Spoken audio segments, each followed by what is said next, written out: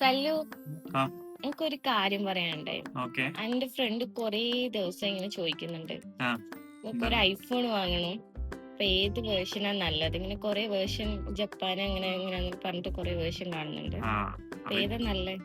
അത് ജപ്പാന്, ഇന്ത്യ എന്നെല്ലാം പറഞ്ഞിട്ട് കുറേ ഉണ്ട്. അത് ഓരോ രാജ്യത്ത് ഇറങ്ങുന്ന ഇതാണ്, സ്പെസിഫിക്കേഷനാണ്. അതിപ്പം ആകെ ജപ്പാനും ഇന്ത്യയിലും മാത്രമാണ് ഇപ്പൊ സിം ഇൻക്ലൂഡ് ആയിട്ട് വരുന്നുള്ളൂ. ബാക്കിയെല്ലാം ഇ സിമ്മാണ്. എല്ലാം കൺവേർട്ട് ആയിട്ട് ഇപ്പൊ ഇ സിം ആണ് ചെയ്യുന്നത്. അപ്പോൾ എല്ലാ ഐഫോൺ എല്ലാ സ്പെസിഫിക്കേഷനും സ്റ്റാൻഡേർഡ് ആണ്. മെമ്മറിന്റെ ചേഞ്ചസ് മാത്രമേ വരുന്നുള്ളൂ. അത് നിങ്ങളെ ബഡ്ജറ്റിനനുസരിച്ച് മാറ്റിക്കഴിഞ്ഞാൽ എന്താണെന്ന് വെച്ചാൽ നമ്മളെ കംഫർട്ടിനനുസരിച്ച് യൂസ് ചെയ്യാം. പിന്നെ പ്രോ ഉണ്ട്, പ്രോ മാക്സ് ഉണ്ട്. അത് രണ്ടും വലിപ്പത്തിന്റെ വ്യത്യാസം മാത്രമേ ഉള്ളൂ. പിന്നെ എയർ വരുന്നത് വലിയ തിന്ന് ഫോണായിട്ടാണ് വരുന്നത്. അത് പക്ഷെ അത് ഇത്ര പ്രോന്റെ ഫീച്ചറൊന്നും ഉണ്ടാകത്തില്ല.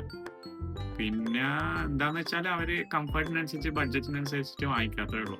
കാരണം ഇതില് USA കുറച്ചും കൂടി 5Gന്റെ ബാൻഡ് വിഡ്ത്ത് അധികം വരുന്നത്. അത് പക്ഷെ ഇവിടെ ഒന്നും വന്നിട്ടില്ല. നമ്മളെ UAയിലും ഇന്ത്യയിലൊന്നും ആ ഒരു സ്പെക്ക് ഇതുവരെയായിട്ട് എത്തിയിട്ടില്ല. അപ്പം ബാക്കിയെല്ലാം സെയിം ആണ്, സ്റ്റാൻഡേർഡ് ആണ്. ആ ആ നോക്കിയിട്ട് ഐഫോൺ എന്താണ്ട് ബഡ്ജറ്റിനനുസരിച്ച് വാങ്ങിച്ചാൽ മതി. ആ ഓക്കെ.